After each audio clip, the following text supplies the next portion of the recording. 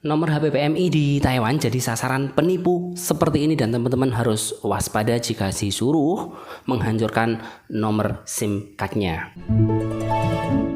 Halo teman-teman yang ada di manapun berada, khususnya di luar negeri ya. Beberapa bulan inilah itu banyak sekali teman-teman yang kena tipu. Nomor mereka hilang dipakai oleh penipu dan akhirnya mereka nggak bisa ngapa-ngapain karena sudah didaftarkan oleh para penipu itu sebagai akun WhatsApp dan nomor asli fisiknya sudah dihancurkan. Nah, ini terjadi ke beberapa teman kita yang ada di Taiwan, bukan 1-2 tapi sudah banyak sekali ya. Dan beberapa berhasil kita bantu atau dibantu juga oleh orang lain untuk memulihkan nomornya dan seperti ini contohnya. Ini saya berhasil di sini memulihkan salah satu nomor teman PMI yang ada di Taiwan. Terus di nomor yang saya buat rekam ini juga ada satu lagi yang berhasil kita selamatkan juga nomornya walaupun sudah dihancurkan oleh teman ini. Dan juga ada lagi yang mbak-mbak kemarin juga bilang kalau dia juga mengalami kasus yang sama. Nomornya udah dihancurkan tapi digunakan oleh orang lain dengan modus operandi untuk penipuan ya. Dan teman-teman semua yang ada di Taiwan, hati-hati, ini kasus seperti ini sudah marak sekali dan yang tertipu tidak hanya 1-2 dan nomornya digunakan untuk penipuan.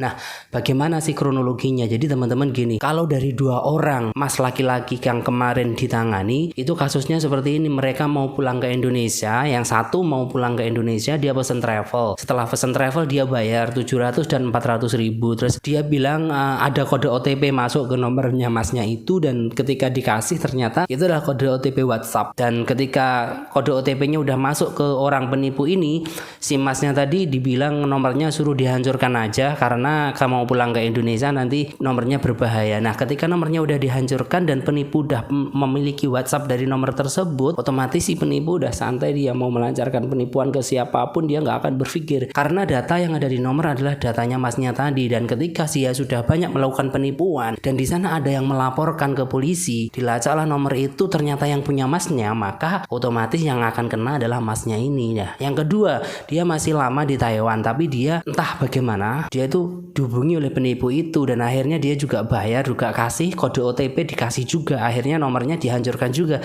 dan harus mengurus ke Changhua Telecom dengan syarat paspor dan itu membutuhkan lama sekali. Dan terakhir kemarin mbaknya juga seperti itu ya, jadi nomornya OTP-nya diminta, WhatsApp-nya diambil mereka, terus nomor itu digunakan untuk penipuan. Nah, selama saya hack ini juga itu mereka juga banyak yang tertipu ternyata, tapi kan karena ini sudah kita ambil alih dah, mau bagaimana lagi, dia penipu nyasar lagi.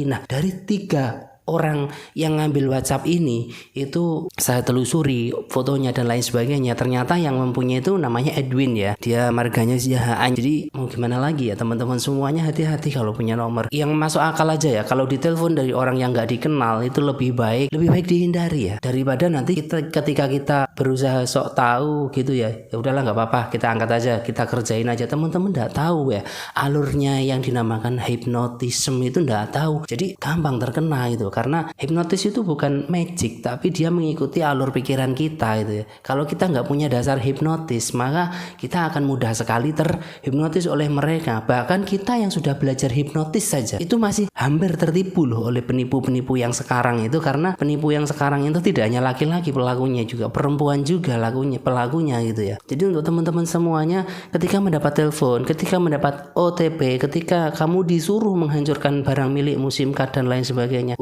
jangan mau, itu sangat bahaya sekali. Dan salah satu risikonya seperti apa sih ya, seperti saya tadi, ketika mereka menipu terus menggunakan nomor kalian, data kalian, suatu saat kalian pulang ke Indonesia bisa juga ketangkep, atau kalian kembali ke Taiwan, dilaporkanlah di Taiwan, kalian juga akan tercekal. Dan ini kasus seperti ini sudah banyak sekali yang terjadi. Dan saya juga heran, ini penipunya sekarang itu mereka begitu modus operandinya karena mereka tidak mau terlacak, tidak mau memakai nomor mereka sendiri. Jadi teman-teman, salah satu pelaku menggunakan nama Edwin Siahaan transfer ke situ ataupun ke tempat teman yang lain, hati-hati, jangan pernah ada yang tertipu lagi. Sayang uang kalian, sayang data kalian kalau dipakai untuk penipu-penipu seperti ini. Tolong informasi ini dikasih tahu ke teman-teman yang lain agar teman-teman yang lain tidak mengalami hal yang serupa. Karena modus operasi penipuan dari luar negeri dengan memanfaatkan nomor seperti ini luar biasa banyak. Dan teman-teman perlu tahu, kalau sudah seperti ini, ketipu seperti ini, uang nggak akan bisa kembali. Kepolisian juga nggak akan bisa melacak itu. Yang bisa terlacak apa? Nomor kalian, datanya siapa. Kalau nomor kalian dilaporkan,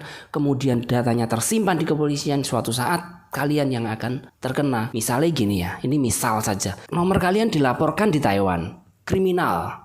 Nomornya sekian-sekian. Lah dari nomor itu kan tahu siapa pemilik nomor ini. Nah ketika kamu datang ke Taiwan, jebret ada data kamu di paspor gitu ya. Kemudian di imigrasi sudah terdata ini, sudah masuk ke kriminalis, daftar kriminal. Nama kamu masuk jebret, kena. Bahayanya di situ. Jadi teman-teman hati-hati kalau dimintai nomor OTP dan lain. Jangan kasih nomor kamu untuk orang lain, apalagi untuk penipu yang gak dikenal seperti ini.